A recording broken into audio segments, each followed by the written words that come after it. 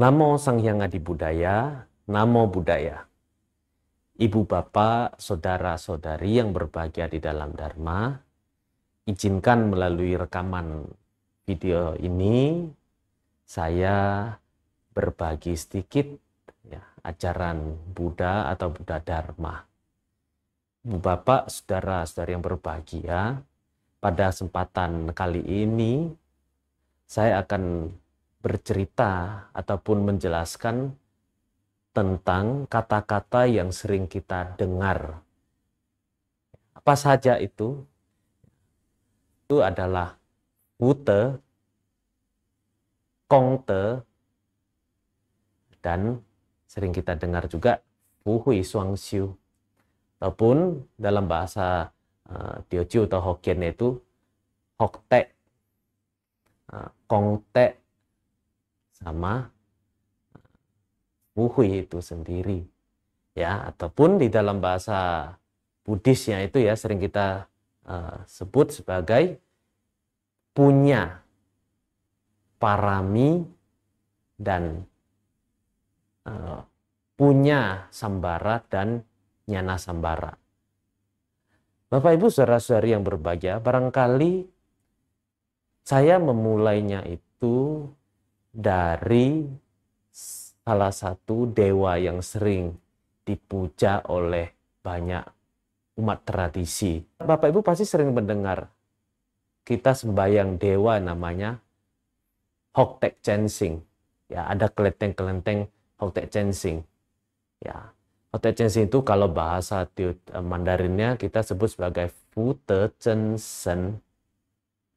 Fute, ya, saya garis bawahi kata Fute ini. Ya, jadi kesempatan ini saya tidak menjelaskan tentang sejarah tentang dewa Fute Chensen ya atau Hok Tek Chensing ini, tetapi saya ingin berbagi tentang kata Fute ini atau Hok Tek ini. Hok Tek ini beda dengan yang sering kita dengar itu Kongte. Ya, kalau kita melihat orang kerjanya berbuat baik ya, kita puji dia Kongte Uliang. Ya, Kongte Uliang. Sekarang kita belajar apa itu Fute dan apa itu Kongte. Bapak Ibu, saudara-saudari yang berbahagia, kalau kata Fute ini, Fute itu artinya kebajikan yang ada pamrihnya. Artinya kebajikan itu yang ada pengharapannya. Itu disebut sebagai Fute, atau di dalam bahasa Dharma itu kita sebut sebagai punya. Jadi kalau kita berbuat baik ini, contoh ya, kita berbuat membangun wihara ataupun kita berdana untuk pengembangan wihara, dan kita berharap semoga persembahan ini bisa membawa kekayaan bagi diri kita, maka itu masih dikategorikan sebagai Fute, ya, Fute atau sebagai kebajikan biasa ataupun punya itu sendiri. Namun ya, kalau kita melakukan kebajikan itu kita tanpa pamrih, ya, kebajikan itu memang kita lakukan pada dasarnya untuk mengikis loba, dosa, dan moha, ataupun memang kebajikan itu kita tanpa pamrih lakukan untuk menolong orang lain, maka itu kebajikan itu disebut sebagai parami ataupun kongte itu sendiri. Jadi Fute memang ya, kalau Hoktek itu berbuahnya itu akan berupa kemasyuran, kekayaan, kebahagiaan, tetapi itu masih membuat kita itu terlahir di lingkaran samsara. Barangkali kita melakukan banyak kebajikan, ada pengharapannya ya, kita akan menjadi dewa, ya, terlahir di alam dewa, menjadi malaikat, ya, malaikat yang punya banyak kebajikan. Yaitu kalau kita Fute, kita berlatih, kita mengumpulkan yang namanya punya sebatas kebajikan. Namun menjadi berbeda kalau kita melatihnya itu sudah satu tahap lebih tinggi, dalam arti sudah tanpa pamrih, maka itu menjadi sebuah parami, menjadi sebuah parami atau kongte. Kongte itu yang akan membawa kita terbebas dari samsara. Barangkali Bapak Ibu sering melihat ya, banyak sekali orang ya ataupun umat yang setelah membaca sutta itu ya tentang kebajikan berdana, contoh berdana makan kepada anggota sangha, karena sangha itu adalah ladang kebajikan yang tertinggi, maka kita bisa melihat bagaimana orang itu berbondong-bondong berdana kepada sangha, karena menilai bahwa berdana pada sangha itu memang kebajikannya itu sangat besar. Tetapi di samping itu, ketika seseorang itu melihat orang yang tidak bermoral, ya contoh ya orang, maaf kata ya, orang yang punya kurangan dalam hal berpikir atau orang kurang waras ya, tidak mau membantu karena dianggapnya itu ya orang tidak bermoral pahalanya itu kan kecil. Maka itu hanya kebajikan dia lakukan itu memang besar ya, tetapi hanya sebatas pada mute saja. Kita berharap semoga kebajikan kita itu bisa upgrade menjadi sebuah parami. Parami itu yang terkumpul nanti akan mendukung mencapai nibbana atau pembebasan yang terakhir itu. Jadi Bapak Ibu, dalam belajar Dharma itu penting ya, kita wuhui suang siu. Ya, kalau misalkan di dalam dunia Buddhis itu ya ada orang yang ulang tahun, kita mengucapkan fuhui cencang. Pada saat Imlek ya, kita selain kongsi facai, wan se ru yi, senti cenkang. Di dalam Buddhis itu kita sering bilang, cuni fuhui cencang. Fuhui cencang ya, itu artinya semoga kebajikan fu sama hui, kebijaksanaan kita itu bisa meningkat. Atau fuhui suang siu, antara kebajikan dan kebijaksanaan itu harus dilatih bersama-sama. Jangan kita itu hanya fokus pada melatih yang namanya kebajikan saja. Kita berbuat baik, kita berdana, tetapi kita tidak melatih kebijaksanaan. Artinya contoh, kita rajin berdana, tetapi kita tidak bermoral, maka kita ibaratnya itu menjadi kalau di perumpamannya itu kayak gajahnya para raja ya, itu yang memakai kalung perhiasan. Kalau manusia pakai kalung perhiasan kan berarti manusia yang sangat kaya raya. Ini gajah istana yang memakai perhiasan. Ya, dia hanya sebatas binatang ya, tetapi binatang yang punya karma baik yang besar. Contohnya apa? Kalau di zaman sekarang itu ya ibaratnya kayak kucingnya presiden terpilih sekarang ya, atau Bobby Kertanegara itu. Dia seekor binatang tapi tinggalnya di istana. Ataupun kita bisa melihat hewan peliharaan sekarang ya. Barangkali sekali masuk salon ataupun salon itu aja sampai jutaan. Ya, ini memang beliau ini sebagai seekor hewan atau binatang, tetapi punya karma baik yang sangat besar dibandingkan dengan kucing liar ataupun anjing liar. Ya, jadi saya rasa pun kita tidak mau. Ya, kita punya kebajikan yang besar, tetapi kita tidak bermoral atau tidak punya kebijaksanaan, maka nanti seperti halnya kucing ataupun hewannya orang kaya. Ya, ataupun kalau kita punya kebajikan yang besar, contoh kita nih orang kaya nih. Ya, kemudian kita ya kalau orang berbuat baik disuruh berbuat baik ya, kita pun tidak mau kalah, kita pun ikut menyumbang. Menyumbang itu punya pahala, tetapi menyumbang atas dasar tidak mau kalah dengan orang lain dan lain-lainnya itu nanti ternyata itu nanti akan menjadi karma buruk juga, ya, entah apa akibatnya. Ya, nanti yang penting ya contoh yang paling gampang untuk dikonekkan itu ya tadi kucingnya orang kaya.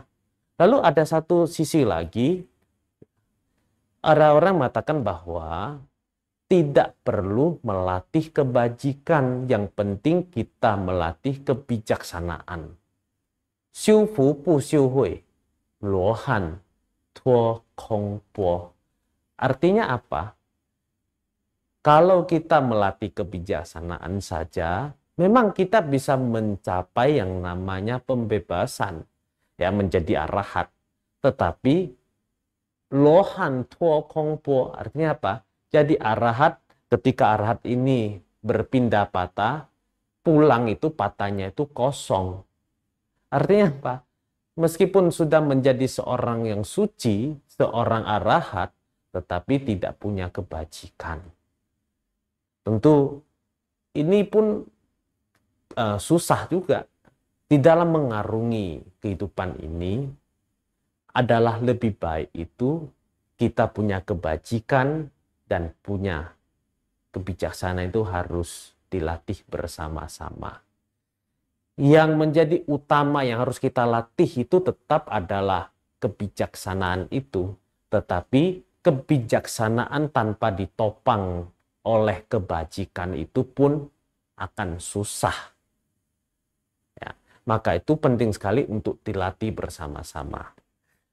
Perlu kita pahami, kadang kumpulan dari kebajikan dan kumpulan dari pengetahuan itu yang seolah-olah itu menjadi sebuah energi yang mendorong kita bertemu dengan siapapun juga di dalam kehidupan ini.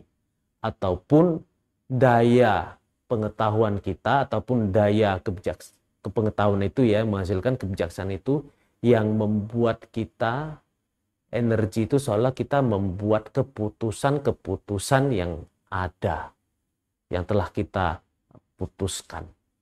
Jadi penting sekali daya kebajikan dan daya pengetahuan itu untuk dilatih bersama-sama.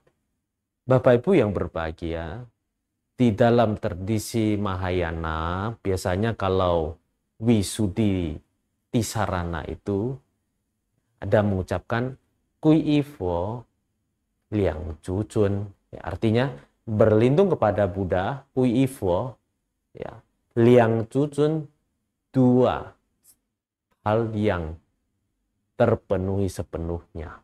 Liang Cucun itu apa? Menjelaskan tentang Buddha itu sempurna akan kebajikannya dan sempurna juga pengetahuannya ataupun kebijaksanaannya. Maka kita harus melatih dengan baik antara kebajikan dan pengetahuan itu. Kalau orang punya kebijaksanaan ataupun punya daya pengetahuan yang baik, maka dia akan mengarahkan kebajikan itu tidak sebatas kebajikan ataupun fute saja, tetapi dia akan mengarahkan kebajikan itu menjadi kongte, ya, menjadi sebuah parami, dan nantinya itu yang akan membantu kita tuh, kumpulan parami itu akan membantu kita untuk suatu hari bisa terpenuhi mencapai pembebasan itu. Jadi Bapak Ibu saudara-saudari yang berbahagia, saya akan mengakhiri dengan sebuah cerita, ya. Ini cerita yang sangat terkenal tentang sesepuh Bodhidharma, ya, atau kita sebut sebagai Tamo Juse. Jadi ketika Bodhidharma ini, sesepuh Bodhidharma ini, yang mulia Bodhidharma itu, ya, beliau kan adalah orang India yang menuju ke daratan Tiongkok itu untuk menyebarkan ajaran Buddha. Dan pada saat itu adalah pada saat Kaisar Liang Wuti, ya. Kaisar Liang Wuti itu memang adalah kaisar yang sangat punya peran besar terhadap Buddha Dharma pada saat itu. Jadi Kaisar Liang Wuti itu membangun wihara-wihara, ya, kemudian membangun Pratima Buddha, mendukung Sangha, kemudian nyuruh masyarakat itu untuk tidak membunuh makhluk, ya. Jadi memang Kaisar Liang Uti itu punya kebajikannya itu sangat luar biasa. Dia melakukan banyak sekali kebajikan itu untuk menyokong Buddha Dharma, ya, terutama pada saat itu di dataran Tiongkok pada saat itu. Jadi ketika dia mengetahui kalau ada sesepuh Bodhidharma yang ke dataran Tiongkok, ya, dia sangat bahagia. Ya, dia lihat ada biku besar, biku yang sangat masyhur, terkenal tuh yang ke Cina pada saat itu, maka beliau mengundang sesepuh Bodhidharma itu ke istana. Dan ketika sampai istana, Liang Uti bertanya kepada Bodhidharma itu, bertanya itu hanya untuk mendapatkan satu pengakuan saja dari Bodhidharma. Dia mengatakan bahwa selama ini saya telah membangun wihara, membangun Pratima Buddha, menyokong Sangha, mengembangkan Buddha Dharma. Dia bilang, yang saya lakukan itu ada kongte atau tidak? Langsung Bodhidharma menjawab satu kata. Tidak ada kongte, tidak ada pahala.